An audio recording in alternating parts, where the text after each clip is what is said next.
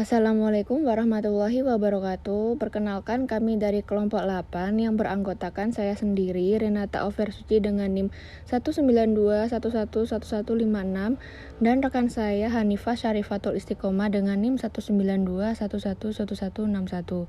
Di sini kami akan memaparkan hasil studi kelayakan bisnis kami mengenai geprek marga. Visi misi geprek marga. Visi menjadi geprek favorit dan berkah. Misi geprek marga memberi kepuasan dengan menyediakan geprek variasi sambal dan harga terjangkau dan rasa yang lezat untuk konsumen. Latar belakang geprek marga. Timbul gagasan atau penemuan ide berawal dari pemilik usaha yang menyukai geprek dan berkeinginan untuk memiliki usaha geprek sendiri dengan beberapa varian sambal. Terlebih pemilik usaha melihat peluang dari lokasi pasar yang belum ada usaha geprek.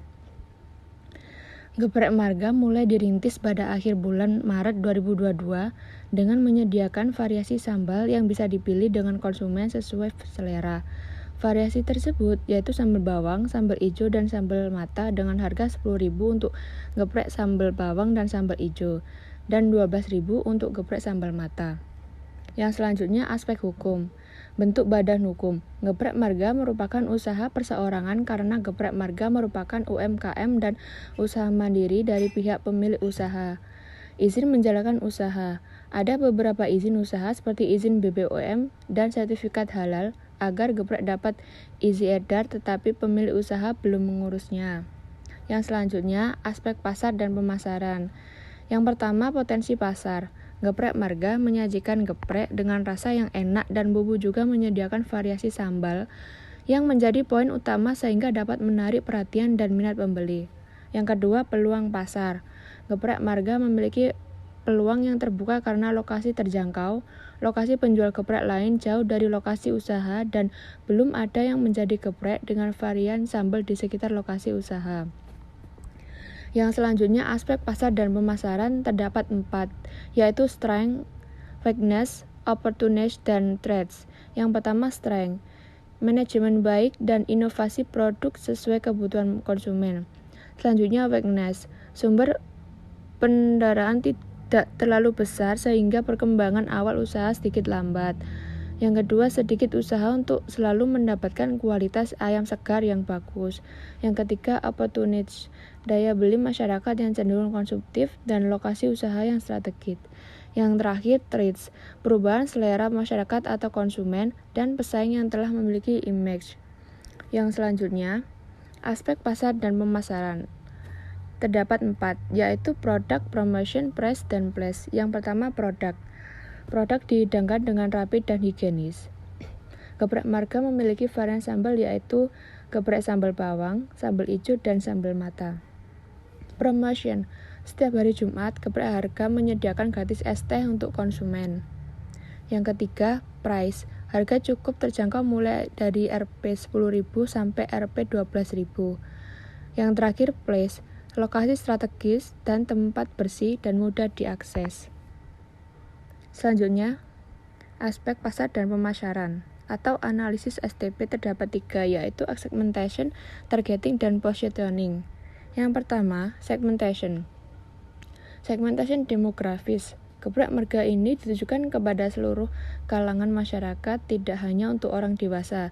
Geprek marga juga dapat diminati para anak-anak. Segmentation graphics.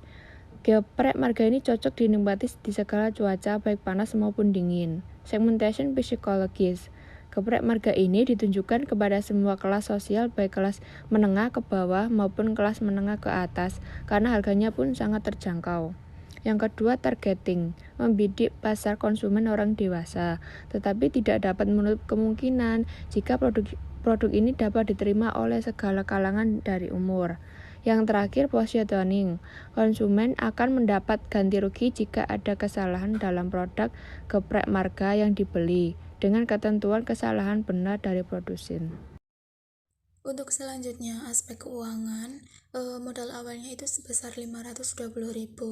Sumber dananya itu berasal dari modal mandiri dan juga dibantu keluarga. Untuk biaya kebutuhan usaha itu sebesar 130 sampai 170 per hari. Untuk 100.000 sampai 130 itu untuk membeli bahan baku, dan 40.000 itu untuk biaya tenaga kerja dan transport. Untuk harga jualnya itu geprek sambal bawang dan geprek sambal hijau itu seharga 10.000, dan untuk geprek sambal mata itu seharga 12.000.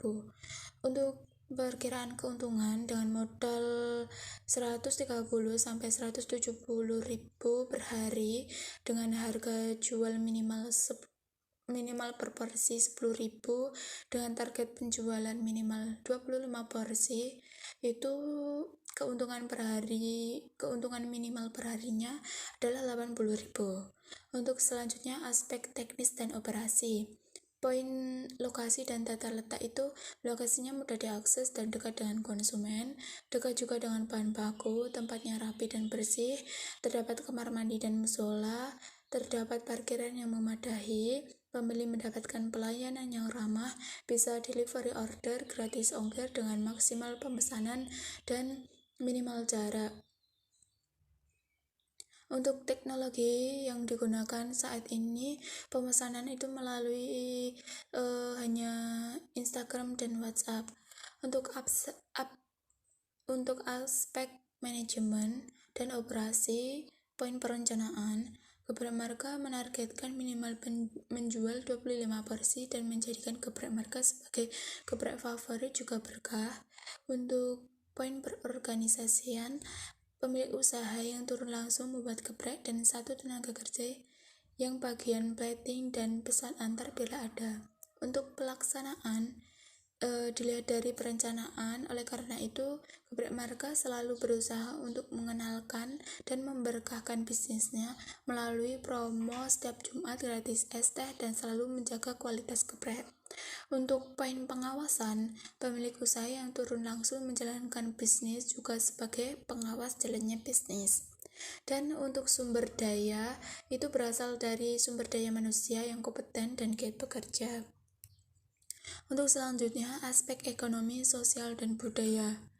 Dengan adanya Geprek Marga ini memberikan kesempatan pada masyarakat untuk mendapatkan pekerjaan, karena Geprek Marga membuka lapangan kerja baru.